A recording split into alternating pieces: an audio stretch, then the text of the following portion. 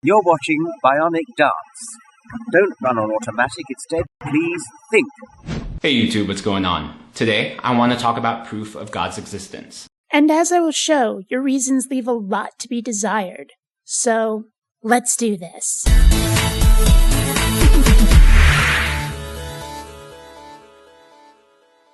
Greetings, fellow space travelers, BionicDance here. Today we're going to blather with State of Daniel again, this time about the existence of God.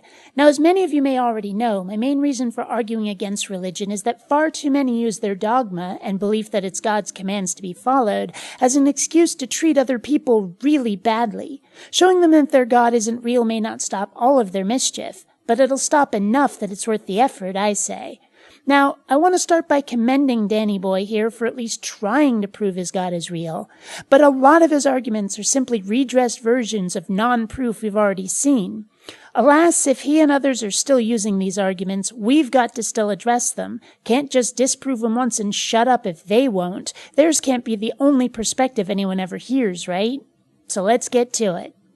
I was reading your comments, the comments you guys have left on my videos, and have noticed a theme. And the theme is the complaint that I haven't provided proof of God's existence, which is sort of funny because if you watch my videos, then you know I've provided countless theological and philosophical arguments for the existence of God. I can't speak for all atheists, but most of those I know aren't looking for theological or philosophical arguments for the existence of God. In fact, we're not looking for arguments at all. When you're asked for proof of God, you're being asked for hard data, something lab testable, something that can be peer reviewed. Existence, mind external, real world, physical existence, is not going to be merely philosophical. If you're going to convince most of us that a God exists, you're going to have to show it just as much as we can show that gravity, oxygen, or a Ford Escort exists. Until you can provide that, you haven't provided evidence for God. But before I talk about that, I do want to go on a tangent, because I think it's funny that people even ask me to provide proof of God in the first place. Because if you think about it, the proof of God is all around us. Oh, for fuck's sake, not this again. What's around us is stuff that makes you go, ooh, and stuff too complicated for humanity to understand. Yet, lots of the universe used to be too difficult to understand, until scientists learned ways to measure it. The universe around us is not proof of God in any way. At most, it's proof the universe exists, and that it's kinda nifty. The fact that our Earth sustains life and is designed to do so, I think is great proof of God's existence. The Earth isn't designed to do squat. If anything is designed, it'd be life designed to use the Earth, not the other way around. But we have plenty of evidence that life adapted to this Earth, to its surroundings. Life survived by conforming to Earth standards, not Earth being designed to have life on it. If the planet were different, life would be different. Life adapts, or it dies. If you think about it, no, seriously, if you think about it, atheists believe in evolution. Or actually, let me clarify, atheists believe in evolution without God. So they believe that in the beginning there was nothing, and out of this nothing came something. And here is another example of a theist who thinks evolution is so much more than life changing as a result of natural selection through environmental factors, predator-prey relationships, and genetic drift, that evolution starts with the beginning of the universe. Newsflash, Chester, evolution does not cover that much ground. Evolution starts after life first emerges. If you're going to argue this point, get your branches of study correct first. And somehow, out of the millions of light years that is the expanse of the junkyard in space, the right atoms came together with protein and water to create cells, the first life form. Given how huge our galaxy is, with as many stars and planets, never mind the 100 billion plus galaxies in the universe with as many stars and planets of their own, well, those are odds I'd take to Vegas. It'd be more remarkable if life hadn't emerged somewhere.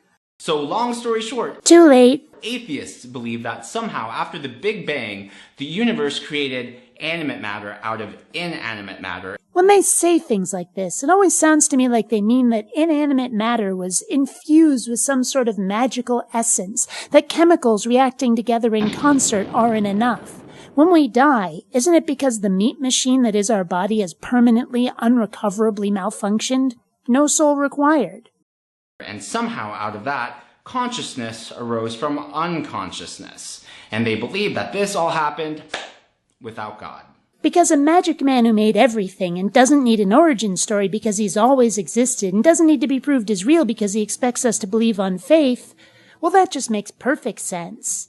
See? I can make your side sound ridiculous too. And now I want to get to the topic of today's video, which is the proof of God that is inside of you and inside of me. If you're trying to say that God is a load of shit... The reality is that you have a conscience, I have a conscience, we all have a conscience. And I think that is the greatest proof that God exists. Because we're not being complete jerkwads to each other, that's evidence God exists. Nay, the greatest proof that God exists. Because you can't possibly conceive of any other reason we might find mutual cooperation and honesty to be beneficial. But first, let me define what I mean by conscience. Conscience isn't just a feeling that we did something wrong. Because, I can have a feeling that I toasted my grilled cheese too long this morning. That doesn't mean it's right or wrong. That's just a feeling. Making toast has procedures. In this context, it'd be more accurate to say we'd singed our bread correctly or incorrectly than to say we'd done it right or wrong. When it comes to conscience, we're talking about a value judgment of behavior rather than whether we'd followed instructions properly. Even though you say that conscience isn't like making toast, this is still a horrid comparison that shouldn't even have been contemplated, and I believe only was done so because of sloppy language use.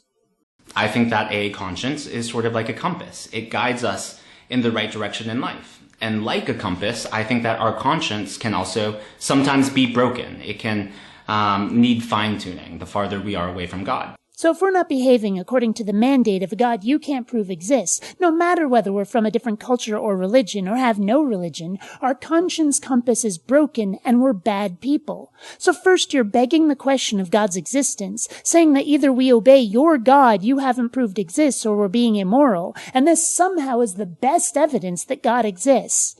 Do you see why I'm not buying this? But it doesn't just end there. We all not only have a conscience, but we also have an obligation to our conscience. We are obligated to follow it. That doesn't mean that we always follow it, but we always are driven to do what our conscience tells us to do. It's very difficult for us to disobey our conscience.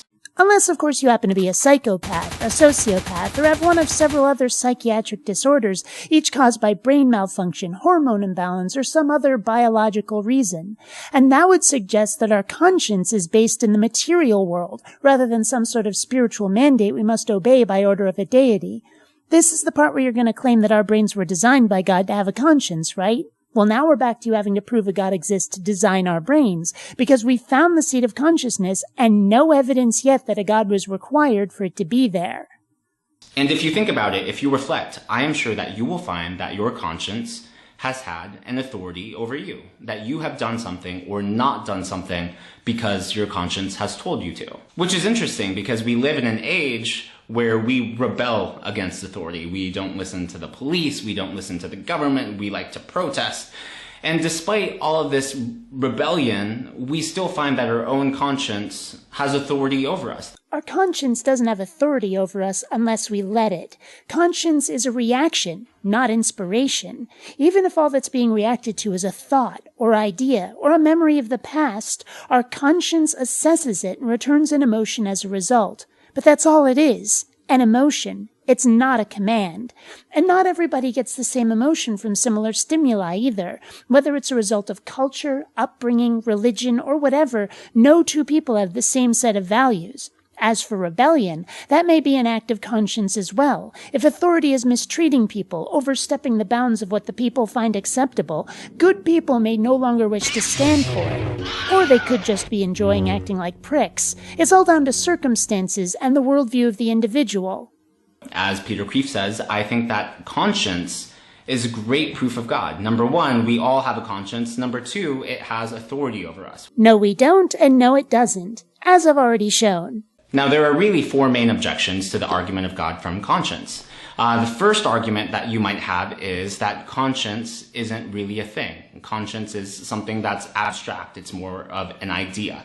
The problem with that is that if you agree with the premise that we're bound to our conscience, that our conscience has authority over us. Well, I don't. So, moving on. Number two, the second argument is that conscience is just a biological or an animalistic instinct. The only problem with that is that we are bound to our conscience. No, we're not.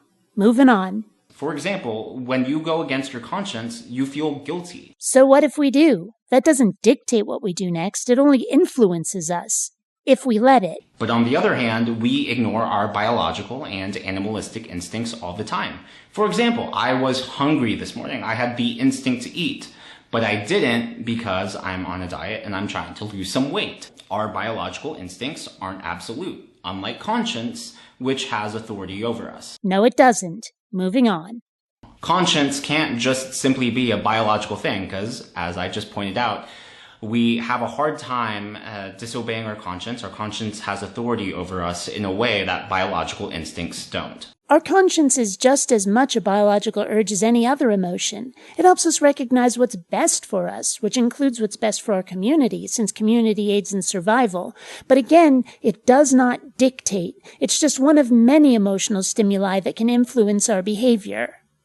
The third argument against it is that conscience is really only groupthink, that it originates from society.